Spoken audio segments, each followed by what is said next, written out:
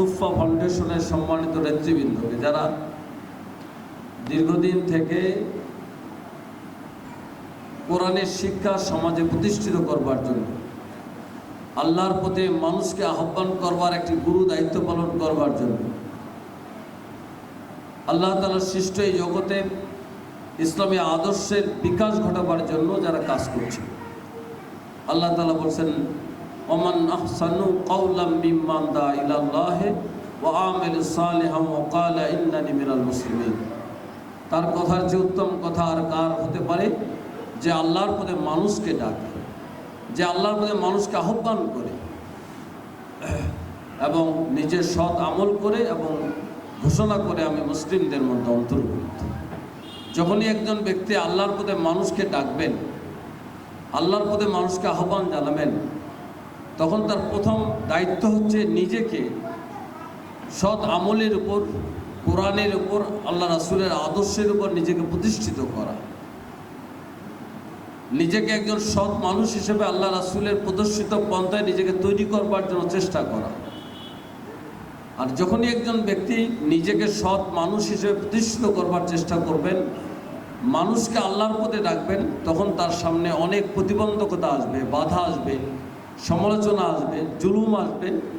এই সকল অবস্থাতেই নিজেকে প্রতিষ্ঠিত রাখবার ঘোষণা দেওয়া, যে সব কিছুকে প্রতিরোধ করে আল্লাহর পথে চলবার একটা দৃঢ় অঙ্গীকার তার থাকতে হবে। যেমন আমরা ছোট্ট সূরা আসর আমরা জানি, ওয়াল আসর ইন্নাল ইনসানা লাফি খুসর ইল্লাল্লাযীনা আমানু ওয়া আমিলুস সালিহাত ওয়া তাওয়াসাউ বিল হাক্কি ওয়া তাওয়াসাউ বিস সাবর। এই সূরাটা আমরা সবাই মুখস্থ করেছি, ঠিক না?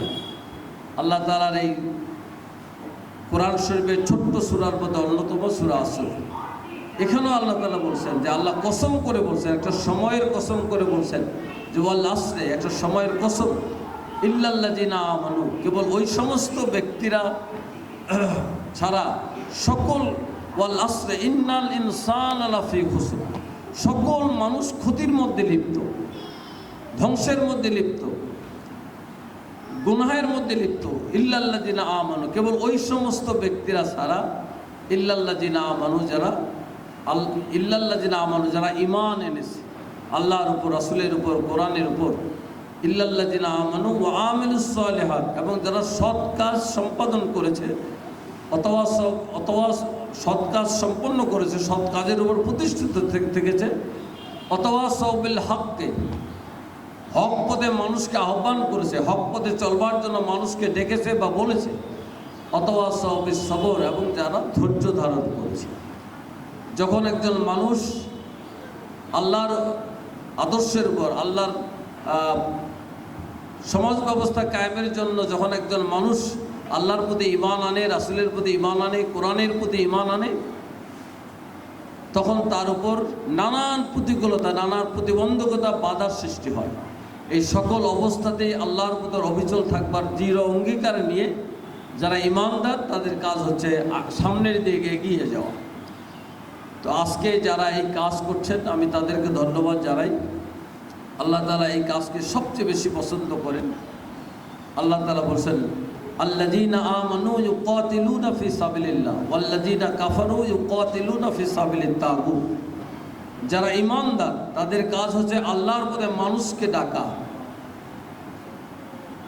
যে যারা ঈমানদার, আমি আবার আরেকটা বলছি, যে আল্লাযীনা আমানু, যারা ঈমানদার, আল্লাযীনা আমানু ইউকাতিলুনা ফি সাবিলিল্লাহ, তাদের কাজ হলো সমাজে ইসলাম কায়েম করবার জন্য প্রচেষ্টা চালানো। ওয়াল্লাযীনা কাফারু, যারা কাফের, ইউকাতিলুনা ফি সাবিলিত তাগুত, তাদের কাজ হলো শয়তানের আদর্শ কায়েম করবার চেষ্টা করা। পৃথিবীতে সম্প্রদায়, দল হবে দুটি, একটি আল্লাহর দল আর একটি শয়তানের দল। আমি কোরআনের ভাষাকে সামনে রেখে বলছি। যারা আল্লাহর দলের অনুসারী, তাদের কাজ হলো আল্লাহর জমিনে আল্লাহর দ্বীন কায়েমের চেষ্টা করা। এই আল্লাহর দ্বীন কায়েমের প্রচেষ্টা, বহুমুখী প্রচেষ্টার মধ্যে এটা একটি, যে কোরআনের শিক্ষার প্রভাব বিস্তার করানো, কোরআনের পথে মানুষকে ডাকা, কোরআনের আদর্শ সমাজ কায়েমের জন্য কোরআনের আলোকে মানুষ তৈরি করা, এটা এক নম্বর কাজ। যে এই কাজটি আমি মনে করি যে অত্যন্ত দৃঢ়তার সঙ্গে আজকে সামাজিক ব্যবস্থার প্রতিকূলতার মধ্যেও আমাদের আমাদের প্রিয় ভাইয়েরা এই যে আসাবে সুফার যারা দায়িত্বশীল তারা এই কাজটি করছে। ছোট্ট সোনামণিদেরকে আজকে কোরআন উপহার দেবে, তাদেরকে কোরআনের সবক দেবে, তাদেরকে কোরআনের আলোকে গড়ে তোলবার ক্ষেত্রে একটি আদর্শ নিয়ে তারা কাজ করছে। এই জন্য আমি তাদেরকে ধন্যবাদ জানাই। যারা তাদেরকে সহযোগিতা করছেন আমি তাদের প্রতি কৃতজ্ঞতা পোষণ করছি। যে ছোট্ট সোনামণিরা আজকে কোরআন শিখবার জন্য এগিয়ে আসছেন, আল্লাহ তাআলার আদর্শকে, আল্লাহর দ্বীনকে, আল্লাহ তাআলার নিয়ামতকে যারা গ্রহণ করবার জন্য সবচেয়ে দামি মানুষ হচ্ছেন যারা নিজে কোরআন পড়ে এবং অপরকে কোরআন শেখায়। এই পথে যারা এগিয়ে আসছেন, বিভিন্ন মাদ্রাসার সম্মানিত শিক্ষক মণ্ডলী, ওলামায়ে হযরত যারা এই কাজ করছেন বিভিন্ন প্রক্রিয়ার মাধ্যমে। আমাদের এখানে মুফতি জিয়াউল হক সাহেব আছেন, যিনিও দীর্ঘ সময় ধরে দিনের এক বড় জিম্মাদারি দায়িত্ব পালন করছেন। অসংখ্য ছাত্রছাত্রীদেরকে কোরআনের পথে, কোরআন শিক্ষার মাধ্যমে আগামী দিনের একটি ইসলামী সমাজ কায়েম করবার জন্য অত্যন্ত দৃঢ়তার সঙ্গে কাজ করছে। আমি ছোট্ট সোনামণিদেরকে ধন্যবাদ জানাবো যারা আজকের সমাজ ব্যবস্থা, আজকের প্রচলিত পন্থার প্রতিকূলে আল্লাহ রাসূলের পথে নিজেকে পরিচালনা করবার দৃঢ় অঙ্গীকার নিয়ে যে অভিভাবকরা এই কোরআন শিক্ষার পথে সন্তানদেরকে দিয়েছেন, সন্তানদেরকে কোরআনের আলোকে প্রতিষ্ঠিত হওয়ার জন্য যারা ত্যাগ স্বীকার করেছেন, আল্লাহ যেন তাদেরকে কবুল করেন। সবাই বলে আল্লাহুম্মা আমিন। যারা কোরআনের শিক্ষা গ্রহণ করে যে আল্লাহ তাআলা তাদেরকে ভালোবাসেন। আল্লাহ বলছেন ইন্নাল্লাহা ইউহিব্বুল্লাযীনা ইউকাতিলুনা ফী সাবিলিহি সাফফান কাআন্নাহুম বুনিয়ানুম মারসুস। আল্লাহ ওই তাদেরকে ভালোবাসেন যারা সীসা ডালা প্রাচীরের ঐক্যবদ্ধভাবে আল্লাহর দ্বীনের প্রতি সংগ্রাম করে, আল্লাহর দ্বীনকে বুঝবার, মানবার, প্রতিষ্ঠিত করবার চেষ্টা করে। আল্লাহ তাদেরকে ভালোবাসেন। সুতরাং এই মহান কাজে যারা নিয়োজিত, এই মহান কাজে যারা সহযোগিতা করছেন এবং যে সন্তানদেরকে দিয়ে অভিভাবকরা এগিয়ে আসছেন, আমি তাদের সকলকেই আমার ব্যক্তিগত পক্ষ থেকে এবং আমার প্রিয় সংগঠন বাংলাদেশ জামায়াতে ইসলামের পক্ষ থেকে আপনাদের সকলকে আন্তরিক ধন্যবাদ জানাই।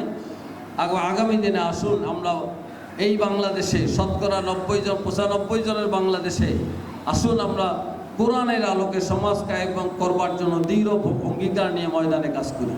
আসুন আমরা সমাজকে বৈষম্য বিরোধী